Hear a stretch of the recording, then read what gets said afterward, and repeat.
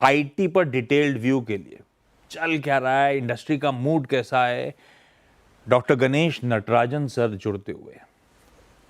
Ganesh sir, मैं introduce कर ही रहा था थोड़ी देर पहले कि गणेश सर जब से ज़ेंसार पे थे तब से अगर आईटी का कुछ भी बुखार या कुछ भी जुकाम होता था तो गणेश सर को फोन करके जानने की कोशिश करते थे कि दरअसल चल क्या रहा है। गणेश सर बताओ, आप तो नैस्कॉम के इवेंट में थे गणेश सर आज।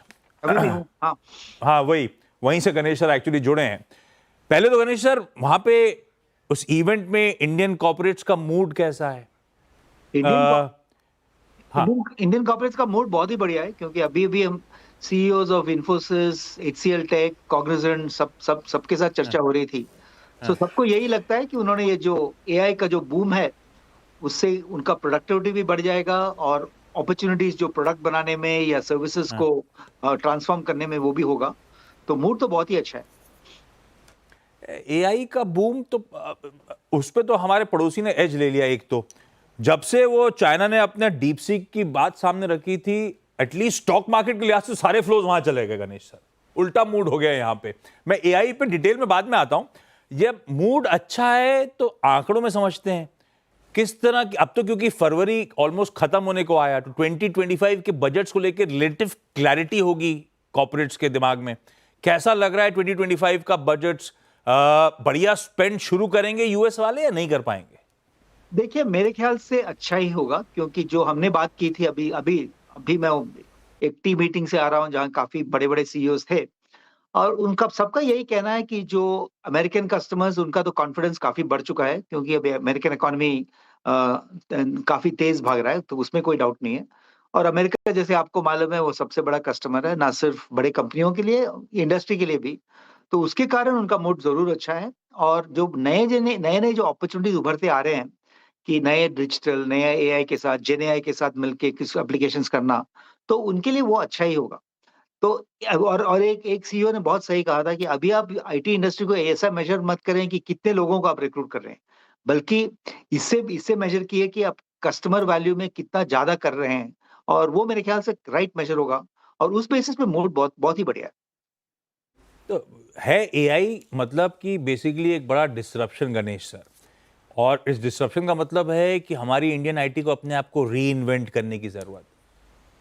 हम लोग कितने कारगर रहे हैं उसमें अब तक, इंडस्ट्री कितना कॉन्फिडेंट है इस नई टेक्नोलॉजी को अडॉप्ट करने के लिए। दूसरा, आपने कहा वो लीनियर फॉर्म से मत देखो, जितना कर्मचारी जोड़े उतना धंधा, नॉन लीनियर हो जाएगा इससे। पर एआई का आना मतलब शायद ज्यादा एम्प्लॉय प्रोडक्टिविटी, टाइम और कॉस्ट सेविंग्स, तो शायद लेसर जॉब क्रिएशन, ऐसा भी मान लूं क्या? मेरे ख्याल से, और ये इंडस्ट्री का व्यू नहीं है, मेरा मेरा डेफिनेटली व्यू है कि जॉब क्रिएशन जरूर लेसर होगा। क्योंकि जो जो आप फ्रेशर्स को रिक्रूट करते थे टेस्टिंग के लिए या प्रोग्रामिंग के लिए, वो सब जो रेगुलर जॉब्स हैं जिनका एक एल्गोरिदम होता है और उसके बेसिस पे चलता है, वो जरूर एआई से हो सकता है। मगर ऐसा ऐसा भी नहीं होगा कि ह्यूमन इन द लूप नहीं रहेगा। मतलब ह्यूमन इन द लूप का ये मतलब है कि कोई भी सुपरवाइजरी जॉब या डिसीजन मेकिंग जॉब अभी भी लोगों के साथ करना पड़ेगा। और आप बिल्कुल ठीक कह रहे हैं, क्योंकि अभी लोगों को भी काफी नए तरीके से सोचना पड़ेगा। जैसे हम कहते हैं, हमारी हमारी कंपनी जो जीटीटी डेटा सॉल्यूशंस है, वो ड्यूअल इंटेलिजेंस पे फोकस करती है। और ये ड्यूअल इंटेलिजेंस जो है, जो ह्यूमन इंटेलिजेंस को भी बढ़ना चाहिए और एआई को भी यूज करने की नए नए तरीके ढूंढने चाहिए। अगर ये कोई भी कंपनी मास्टर करे, तो मेरे ख्याल से अपॉर्चुनिटीज तो बढ़ेंगे ही, घटेंगे बिल्कुल नहीं। Ganesh ji, very good afternoon. Shreya बात कर रहे हैं। आपने कहा कि AI can be slave but can not be a master. But sir, सवाल मेरा ये है कि अभी आप बहुत क्लोजली ट्रैक करते हैं आईटी सेक्टर को, भारत में कंपनियों के लिए क्या चैलेंजेस नजर आ रहे हैं फिलहाल?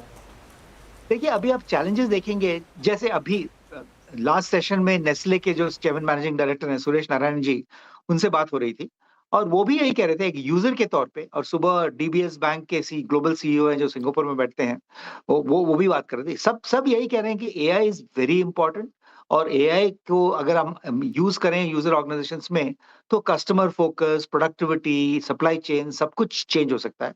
और इसको अगर आप फ्लिप करें कि जो हम सर्विस प्रोवाइडर्स हैं, जो नेस्ले के साथ काम करें या डीबीएस के साथ काम करें या कोई भी कंपनी, तो उनको यही समझना चाहिए कि जो सीईओ के मन में है कि किस तरह से हम एआई को यूज करेंगे, किस तरह से हमारी जो प्रोडक्टिविटी है वो बढ़ेगी, अगर वो हम समझ सके, मतलब पूरा एक एक वर्टिकल फोकस के कारण, तो हम जो जिस तरह के लोग रिक्रूट करेंगे, जिस तरह से हम अपने ट्रेनिंग करेंगे या लर्निंग करेंगे और किस तरह से एआई के साथ मिलके हम काम करके सॉल्यूशंस दिखाएँगे, तो यही चैलेंज है। और जैसे आपने कहा था कि हमारी इंडस्ट्री में मैं अभी 30 साल से इंडस्ट्री में हूँ। मैं 2008 में नासकॉम का चेयरमैन था। तब भी लोग कह रहे थे कि 2008 में तो कोई सवाल ही नहीं है इंडस्ट्री ग्रोथ का। उस टाइम में भी मैंने कहा था कि कम से कम 5% ग्रोथ होगा और वो हुआ। और ये भी मुझे मुझे अभी कि वेदर इट विल ग्रो 12%, 15%, 15 वो तो मुश्किल है, मगर ग्रोथ ज़रूर होगा और ग्रोथ नए एरियाज़ में काफ़ी बढ़कर होगा। राजन जी, इस कतार में भारत कहाँ खड़ा है? अब हम डीप सीक की बात कर रहे हैं, चाइना कॉम्पिटिटिव हो रहा है, अमेरिका कॉम्पिटिटिव हो रहा है, लेकिन भारत की स्थिति कैसी है? वो कैसे प्लेस्ड है अभी इस कतार में और कितनी मेहनत फिलहाल इस पर्टिकुलर सेक्टर में करनी पड़ेगी भारत कंपनियों को? देखिए, हम तो वैसे भी एक एप्लीकेशंस इकोनॉमी है। जैसे आप कह रहे हैं कि अब ट्रम्प साहब का देखिए उनका जो स्टारगेट प्रोग्राम है या डीप सीक या लामा जैसे काफ़ी नए प्रोडक्ट्स का है। भारत का कोई ट्रैक रिकॉर्ड ये नहीं है कि हम प्रोडक्ट बनाएँ, मतलब कि जो बेसिक फाउंडेशन मॉडल जिसे कहते हैं, जैसे डीपसीक है, वो तो हम नहीं बना पाए हैं। और अभी हमारे मंत्री जी ने भी कहा था, वो अच्छा है कि हम भी अपना एलएलएम बनाएँगे जो मल्टी लैंग्वेज होगा। मगर India will never be a leader in AI new technology, but India will continue to be a leader in applications of AI. So इसीलिए मैंने कहा था कि फाउंडेशनल मॉडल को लेके जो एसएलएम्स है, मतलब स्मॉल लैंग्वेज मॉडल्स जो एलएलएम्स के साथ काम कर सकें, वो सब में इंडिया बहुत आगे बढ़ सकता है, क्योंकि हमारे जो इतने ट्रेन्ड मैनपावर हैं भारत में, और नासकॉम में भी आज ने हमने यही चर्चा कर रहे थे कि इतने लोग अभी रीट्रेनिंग हो रहे हैं एआई में। कम से कम 60% लोग उनको पूरी ट्रेनिंग मिल चुकी है। तो अगर इतना बड़ा टैलेंट फोर्स है, तो वही आगे बढ़ के ना सिर्फ इंडिया में बट सारी दुनिया में एआई सॉल्यूशंस दिखाएंगे। और मेरे ख्याल से इंडिया के लिए बहुत बड़ा अपॉर्चुनिटी है। चर्चा तो ये बहुत हो रही होगी, चैट जीपीटी को डीप सीक से कंपेयर करा गणेश तुमने कि चैट जीपीटी बहुत वाकई, आप लोग का फाइनल कंक्लूजन क्या है? बहुत खतरनाक है क्या चैट जीपीटी इसके सामने, sorry deep seek chat GPT के सामने? नहीं, आप लोग ये अमेरिका और चाइना का जो रिसर्च कैपेबिलिटी है, उसके हाँ। हम पास में भी नहीं आते। I am sorry to say that. नहीं, अपनी बात नहीं, मैं तो कह रहा हूँ डीप सी की कैपेबिलिटी सब बोल रहे थे कि चैट जीपीटी से कहीं ज्यादा प्रोफाउंड है, कहीं ज्यादा। नहीं, वो एक अलग अलग चर्चा करनी पड़ेगी, क्योंकि deep seek is a distillation model और चैट जीपीटी फाउंडेशनल मॉडल है, मतलब जो हाँ, नहीं करते, नहीं तो अपने को तो डिस्कशन समझ में नहीं आएगा। तो वो अलग अलग बात है। मगर मैं यही कह रहा हूँ कि इंडियन कंपनीज को दोनों मॉडल समझ के, LLM, SLM, narrow language models, chat GPT, deep seek, सबका जो कॉम्बिनेशन है, मतलब कि अभी अभी एक सीईओ ने कहा कि हम काफी एसएलएम, स्मॉल लैंग्वेज मॉडल्स बना रहे हैं, जिसके कारण हमारे कस्टमर्स ना सिर्फ एलएलएम के साथ या डीपीसी के साथ, बट हमारे एप्लीकेशन के साथ अपने कस्टमर्स को और सेटिस्फाई कर सकेंगे। तो यही इंडिया का ट्रैक रिकॉर्ड रहा है और मेरे ख्याल से यही इंडिया के आगे जब बढ़ते हुए आएगा कि किस तरह के नहीं, हम अच्छे एप्लीकेशंस बनाएं कस्टमर्स के लिए। गलत तरफ डिस्कशन जा रहा है, ऐसा लग रहा है कल सुबह मेरा एग्जाम है और जो जो वर्ड्स आ रहे हैं बुक में मुझे समझ में भी नहीं आ रहे, इसलिए इस तरफ डिस्कशन लेके ही नहीं जाता हूँ। अब डिस्टिलेशन मॉडल जरूर समझ लो, आगे चलते हुए बहुत सुनेंगे आप। अच्छा, आप हमेशा आईटी के रहे, हमेशा ऑप्टिमिस्टिक रहे, लेकिन हैंड ओवर हार्ट बीच में जब यूएस प्रेसिडेंशियल इलेक्शन आए थे तो सब कह रहे थे सीईओ सीटीओज ने अपने पर्स स्ट्रिंग थोड़े से टाइटन कर रखे हैं, एक बार क्लैरिटी आ जाएगी तो खूब खर्चा वापस आ जाएगा। अब नए प्रेसिडेंट साहब आ गए तो उनसे वो ट्रम्प टैरिफ्स वाला माहौल बिगड़ने वाली बात हो गई, तो I am sure CEO CTO उतने ही कंसर्न होंगे अभी भी आउटलुक को लेकर। फिर क्यों ऑप्टिमिज्म डिमांड एनवायरनमेंट को लेकर आप लोग के जहन में? देखिए, हमारा डिमांड कौन है? Large companies of America. American large companies को बहुत ही फायदा होने वाला है, चाहे वो मागा को लेके चले या जो भी लेके चले। अभी अमेरिकन गवर्नमेंट भी कंसर्न है। अभी तो अनसर्टिनिटी है, वो मागा वागा ठीक है, लेकिन अभी तो उनके लिए भी बहुत अनसर्टिनिटी है, अभी तो वो भी खर्चा सब रोकेंगे सर। अभी आप लार्ज कंपनीज को देखें, उनको तो पूरा डायरेक्शन मिल गया है कि अगले 4 साल मेक अमेरिका ग्रेट अगेन के बेसिस पे चलेगा। और उनके लिए अपॉर्चुनिटीज मिलेंगे, मैन्युफैक्चरिंग का ज्यादा अपॉर्चुनिटी मिलेगा। तो मेरे ख्याल से हमारे डिमांड एनवायरनमेंट पे तो फायदा ही होने वाला है, कोई घाटा नहीं होगा। एक आखिरी सवाल, एक इशू और था मेरे जहन में, ये तो अलग बात थी अनसर्टेन एनवायरनमेंट की, एक वो ग्लोबल कैपेबिलिटी सेंटर्स, फिर से एक ग्लोबल हब भारत बन रहा है, ये कोएग्जिस्ट तो नहीं कर सकते, ये कैनिबलाइज करेंगे अपने धंधे को, उसको लेके कंसर्न्स नहीं है क्या?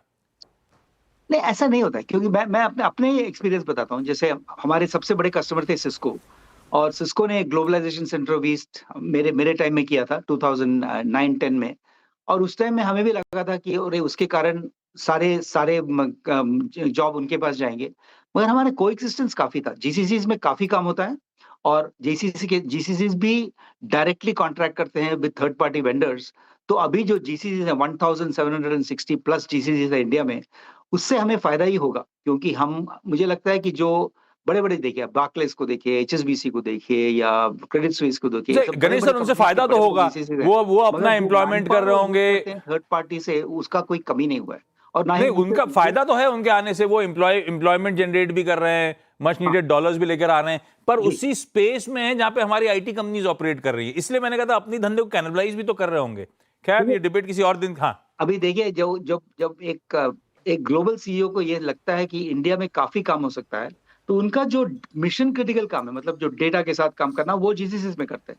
मगर जो एप्लीकेशन डेवलपमेंट है या कोई मॉडर्नाइज़ेशन करें वो तो अभी भी थर्ड पार्टी के साथ ही कर रहे हैं। तो ये मुझे नहीं लगता है कि कोई चेंज होने वाला है। बीपीओ सर्विसेज़ या आईटी सर्विसेज़ थर्ड पार्टी के साथ ही करेंगे और जो क्रिटिकल डिज़ाइन सॉल्यूशंस वगैरह हैं वो शायद अपने जीसीसीज़ में करते हैं। यही ट्रेंड रहा है और मेरे ख्याल से कोई चेंज नहीं होने वाला है इसमें। ओ परफेक्ट गणेश सर, मजा आया आपसे बात करके, दिमाग के हमेशा चाक्षु खुल जाते हैं। लंच